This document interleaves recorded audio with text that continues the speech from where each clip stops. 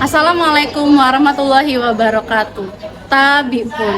Hai everyone, gimana kabarnya hari ini? Semoga puasnya semangat terus ya. Perkenalkan, kami dari kelompok PPL SMP Negeri 8 Bandar Lampung, program studi PPG Prajabatan, Bimbingan dan Konseling, gelombang 2, Universitas Lampung. Dengan saya Eliza dan kedua rekan saya, Sugeng. Marta. Kami akan menjelaskan mengenai isu-isu penyelenggaraan pendidikan dan pembelajaran di sekolah dalam perspektif sosial, budaya, ekonomi, dan politik yang ada pada ruang kolaborasi topik 6 mata kuliah perspektif sosial kultural dalam pendidikan yang diampu oleh Bapak Dr. Andes Yusmansyah MSI. Selamat menyaksikan.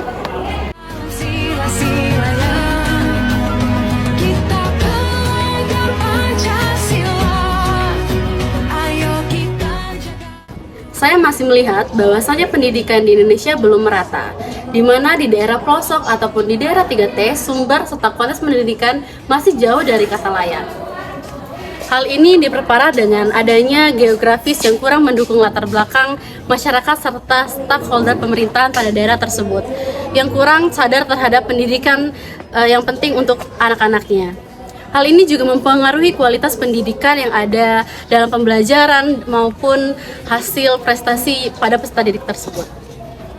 Belum meratanya penyelenggaraan pendidikan yang terjadi di Indonesia dari berbagai segi sumber daya pendidik ataupun sarana dan prasarananya, utamanya pada daerah-daerah 3T yaitu tertinggal, terdepan, dan terluar, seperti contoh-contoh video yang telah kita lihat pada topik-topik sebelumnya di ruang mulai dari diri, yaitu kisah pejuang pendidikan yang melihatkan perjuangan para relawan guru untuk memberikan fasilitas pendidikan yang seharusnya seluruh anak Indonesia dapat rasakan.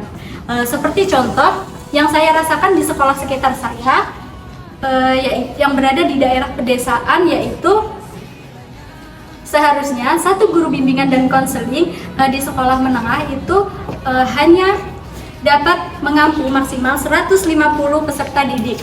Namun kenyataannya ternyata tiap sekolah hanya ada satu guru BK dan itu pun tidak linear.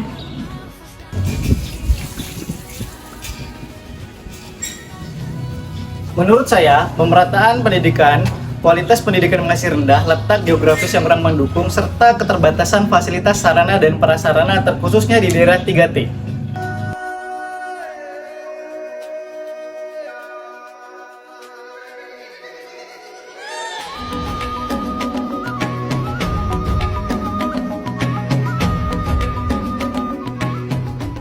Kesiapan saya dalam mengajar dan memperhatikan isu-isu pendidikan dan pembelajaran di sekolah dalam perspektif sosio-kultural, ekonomi, budaya, dan politik peserta didik masih 75%.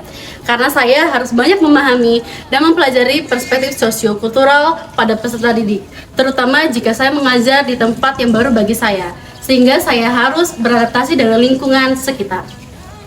Kesiapan saya dalam mengajar yaitu 80% dengan memperhatikan isu-isu penyelenggaraan pendidikan dan pembelajaran di sekolah dalam perspektif sosial, budaya, ekonomi, dan politik pada peserta didik. Saya menjadi lebih memahami langkah-langkah apa saja yang perlu saya siapkan untuk dapat mendukung pembelajaran serta pendidikan agar dapat terlaksana dengan baik ketika saya ditempatkan untuk mengabdi dan membantu peserta didik pada daerah 3T mendapat pendidikan yang lebih layak. Kesiapan saya dalam mengajar dengan memperhatikan isu-isu pendidikan dan pembelajaran di sekolah dalam perspektif sosial, budaya, ekonomi, dan politik, yaitu pada kisaran 77% dari 100%. Karena alasannya adalah setelah saya mengikuti mata kuliah ini, saya memahami bahwa pendidikan itu seharusnya holistik dan inklusif untuk semua kalangan, baik di kalangan perkotaan ataupun pedesaan.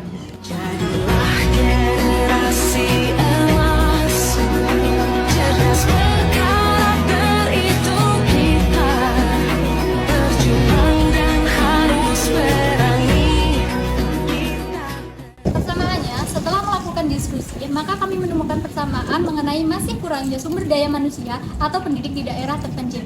Guru diberikan tanggung jawab untuk memegang lebih dari satu kelas sekaligus. Setiap pandangan anggota kelompok terfokus pada hambatan maupun tantangan pada pendidikan, yaitu tidak meratanya sumber daya guru, sarana dan prasarana, serta berbagai tantangan dari perspektif sosial, budaya, ekonomi, dan politik di daerah. Perbedaan tidak ditemukan, adanya perbedaan dari perspektif masing-masing anggota kelompok.